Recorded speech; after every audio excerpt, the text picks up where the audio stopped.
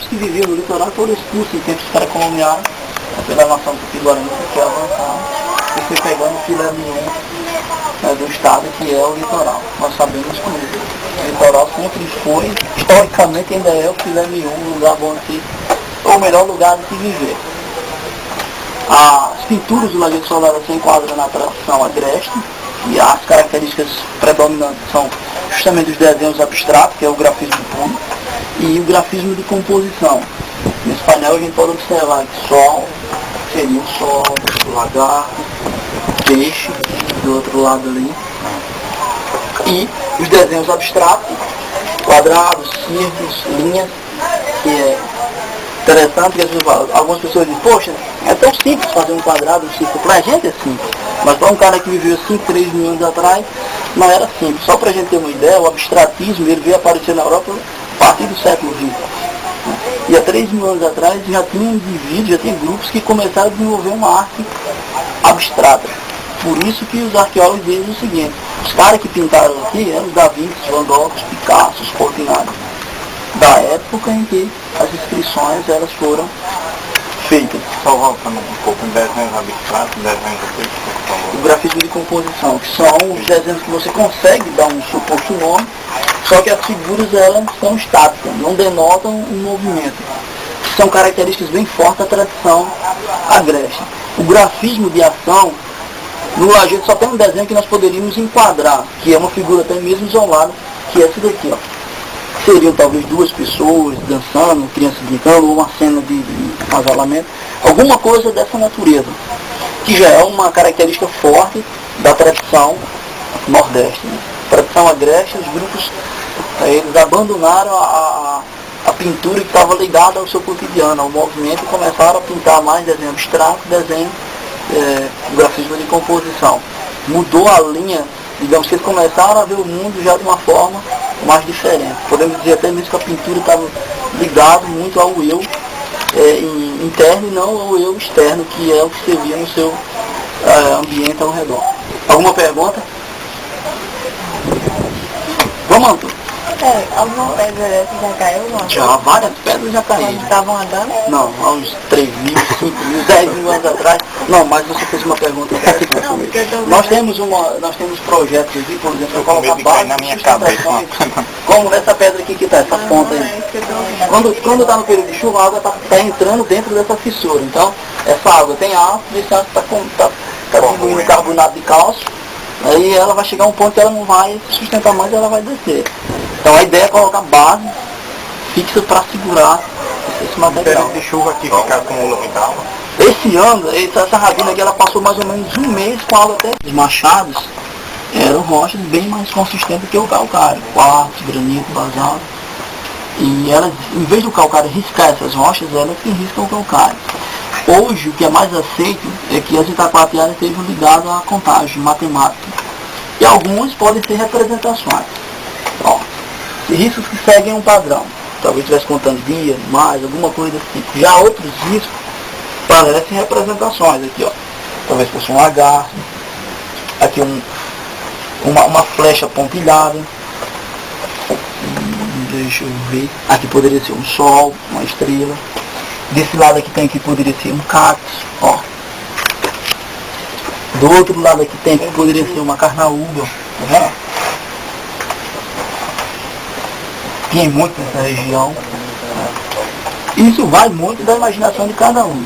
Outra coisa interessante é onde as pinturas foram feitas. Pátina, que é esse pátina aqui é natural. Precipitação do carbonato de cálcio, recristaliza, traz consigo pigmentação do óxido e fica uma textura perfeita.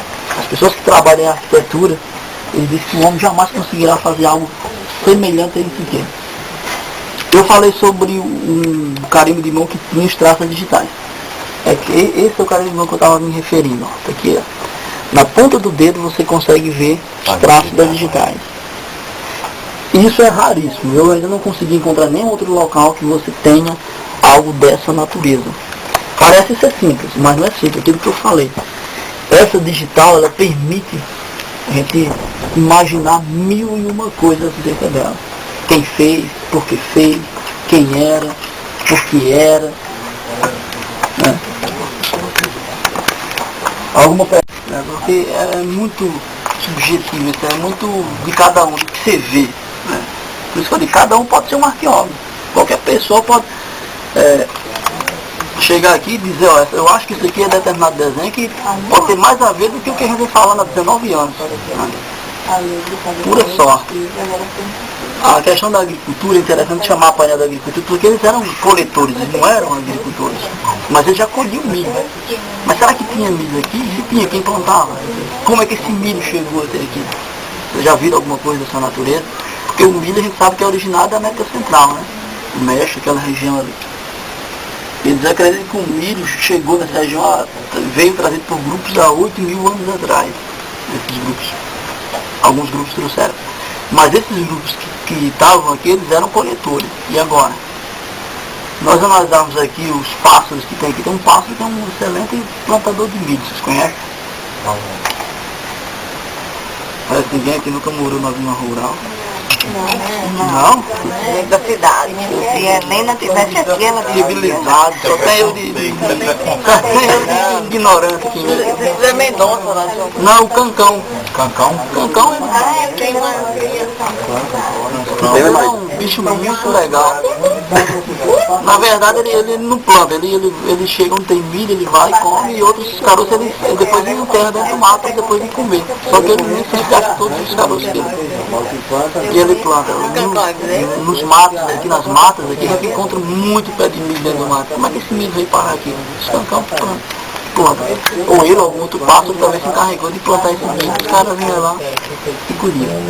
O sol aqui, esse sol que chama a atenção é que ou ele preparou um fundo amarelo para puxar os raios, ou esse fundo amarelo já estava aqui natural. O que sabe-se que ele aproveitou um local muito legal e puxou, no caso, os raios.